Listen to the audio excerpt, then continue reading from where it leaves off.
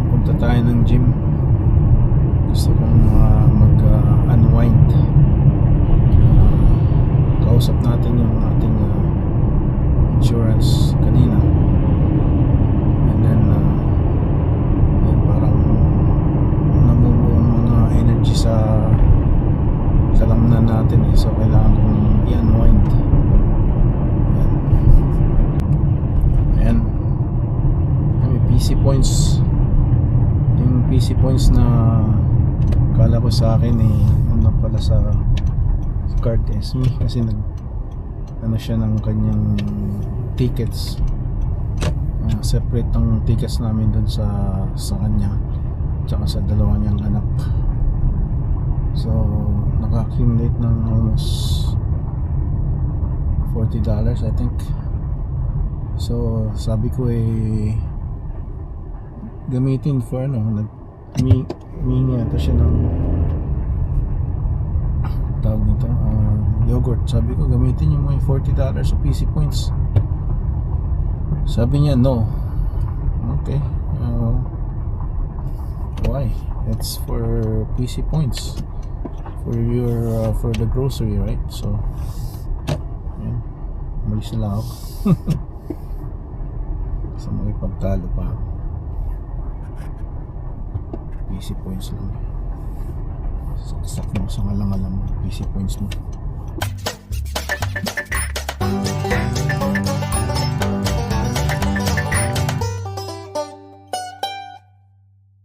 Subukan magkuha ng reps dito habang nasa tayo, nasa gym. Sana naman huwag tayong pagsabihan ulit. Ang dami namang nag-aano ng mga puti na kumukuha ng kanilang mga reps. Bakit? Ano pang inaano nila? Sasabihan nila. Hello, kumusta? Dino-document ko lang para matuto kayo din sa ating adventure or not adventure, sa ating pathway. Kasi inano ko na yung bumalik na ako sa trabaho.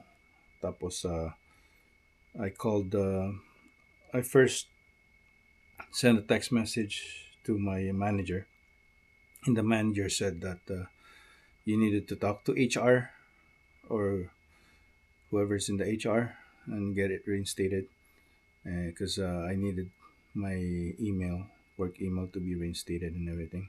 So Sun Life, our insurance had also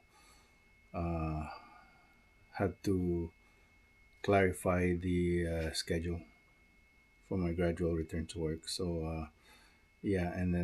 so mag-coordinate ang doctor, ang insurance, and then the HR, and then HR coordinates to my manager. So yun ang hinihintay natin. But today is supposed to be my first day back. So that's what I did. So first texted my manager, tapos I called my HR, and then I called my Sun Life, and then I called my doctor. So those four needs to be coordinated before you start work, right? So from medical leave. Okay? And grabe yung ice, oh. Grabe na salt. Sabol tayo na salt. Yung natira pa kung last year.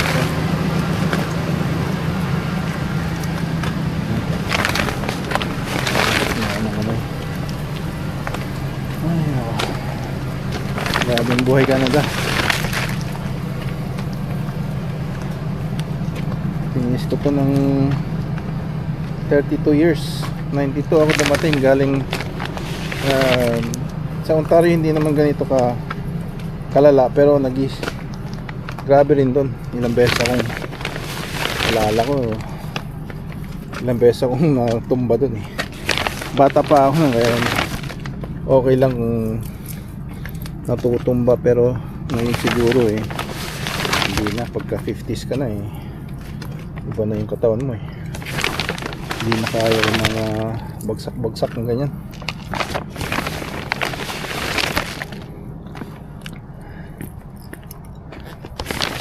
Grabe. Sabay nyo lang.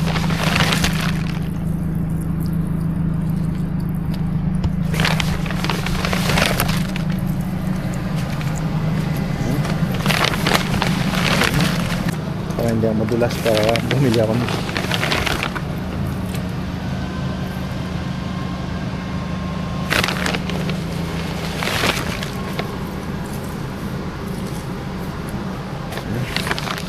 Ayan.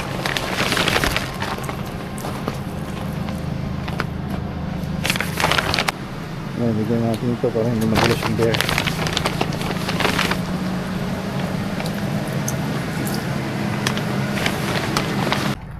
So tayo ng yun, yung may spike ice bag. Nakuha ko to sa sale sa Sport Check. Natural spike mo. Pero hindi mo pwedeng ilakad to sa sa mga school, maririnig. Kung meron tayong spike, Dalarama lang ata to. Ayan, medyo sira na. Galang natin dito.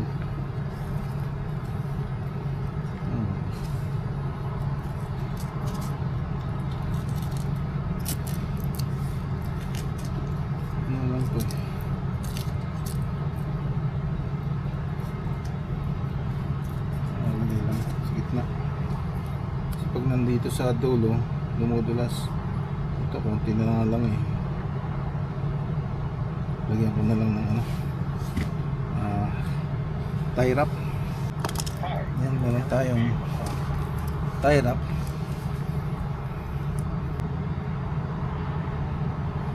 Hindi nataka siya.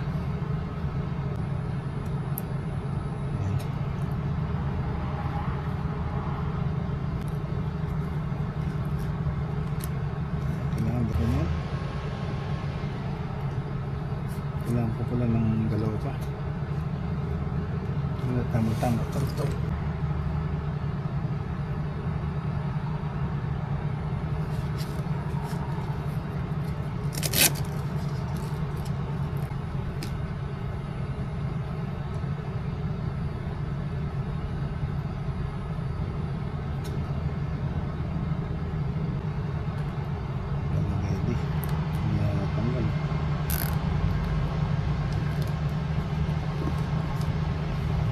Yan, Boy Scout. Tuloy natin yung excess. Matusok tayo.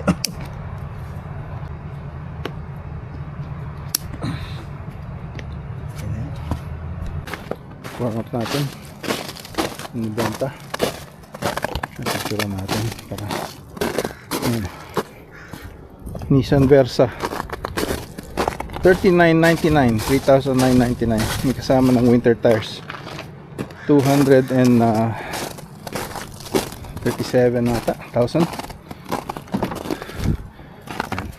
Hindi lang ako. 262. Hindi pala 237. Ito.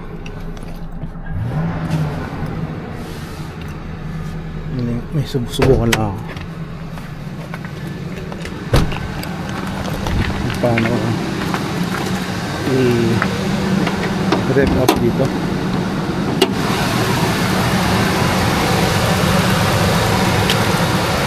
Paano yung ginawa niya?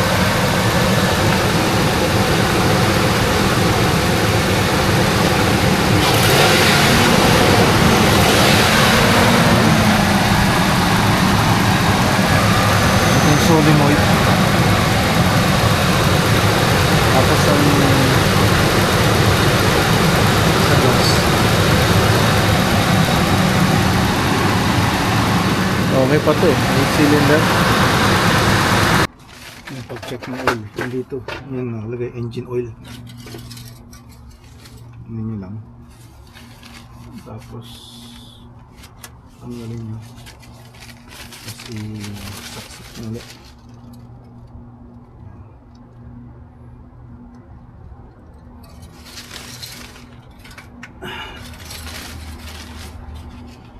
Ayan, nasa ano naman siya.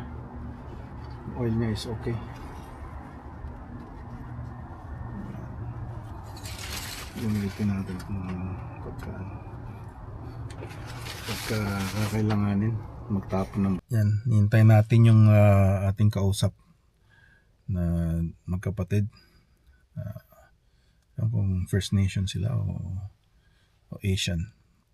But they're gonna put a hold of $100 para dun sa 2007 Nissan Versa. Nakalist ng 4K. $39,999, $3,999 ilagay ko. Yun daw ang technique. Kaya yung sa mga Walmart yung 88 o 87 ganun. Tapos sa Costco din para daw mas mukhang enticing para bumili. It's like a marketing strategy, I guess. So yan, punta lang ako rito sa ang hirap kasi maglagay ng boots, so dito na ako naghintay sa loob ng SUV para hindi na rin sila magsabi na andito na sila. At tinetext naman niya ako, pero yeah, we'll just do this for convenience purpose. Yan yung ating ISO. Kaya mahirap maglakad pagka ganitong winter. Sa nga pala, nakita ko yung temperature sa Whitehorse, -33, ganyan. So dito is malamig, pero it's not as cold as -33. Yan. What is a gradual or phased return to work? Ito ay unti-unting pagbabalik sa trabaho. Ay isang plano kung saan ang empleyadong matagal na nawala sa trabaho dahil sa sakit, pinsala, operasyon, mental health, maternity leave o burnout ay unti-unti na lang babalik sa kanyang normal na oras at tungkulin sa halip na biglaan ng buong oras agad. Layunin, maprotektahan ang kalusugan ng empleyado, maiwasan ang pagbabalik ng sakit o pinsala, at tiyaking sustainable ang pagbabalik sa trabaho. Karaniwang dahilan ng paggamit, pisikal na pinsala, halimbawa likod, operasyon, mental health issues, anxiety, depression, burnout, matagal na sakit, cancer, long COVID o chronic illness. Paano ginagawa ang proseso? Step by step. Pagpaplano, bago pa magbalik, sasabihin ng empleyado sa kumpanya na handa na siyang magbalik kasama ang medical certificate o fit note na nagsasabing pwede nang magtrabaho ng paunti-unti. Magkakaroon ng return to work meeting kasama ang HR at ang manager. Kung may occupational health doctor sa kumpanya, hihinga ng payo. Titignan ang mga panganib sa trabaho ng empleyado. Paggawa ng plano. Gagawa ng nakasulat na phase return plan. Karaniwang nakalagay dito petsa ng pagbabalik. Unang ilang linggo bawas na oras, halimbawa 3 araw lang o 4 na oras ang bawat araw. Unti-unting pagdagdag ng oras at araw. Mga bawal muna. Halimbawa, walang buhat ng mabigat, walang gabi, bawas na target. Suporta, mas maraming pahinga, work from home, mas mahabang deadline. Petsa ng mga check-up o review. Halimbawa, ng 6 na linggo plano. Sa first to 2 weeks, 3 araw lang. 4 o 5 oras. 12 to 15 hours. Tapos magaan ang trabaho lang. So sa pagkatapos ng 2 weeks, 3 to 4 weeks, 3rd to 4th week na, 4 na araw, 5 to 6 hours, 20 to 24 hours, dahan-dahang idagdag ang normal na gawain. So on and so forth. 5 to 6 na week, 5 araw na, 6 to 8 oras, 30 to 40 hours sa buong linggo, malapit na sa dating oras. Tapos sa 7 plus weeks, 11 araw, buong oras na, full time, normal na ulit. Pagpapatupad simula sa bawas na oras ayon sa plano, lingguhan, tuwing 2 linggo mag-uusap ang empleyado at manager, check-in, pagsubaybay at pag-adjust sa bawat review. Ano ang maayos? May nararamdaman pa ba na hindi okay? Masyado bang mabilis o mabagal ang pagdagdag ng oras? Pwedeng baguhin ang plano, mas mabilis, mas mabagal o pahabain pa? Buong pagbabalik, kapag nakaya na ang dating buong oras at tungkulin ng walang problema, tapos na ang halaga. Tapos na talaga, okay na talaga pala. May huling meeting para i-confirm kung okay na talaga.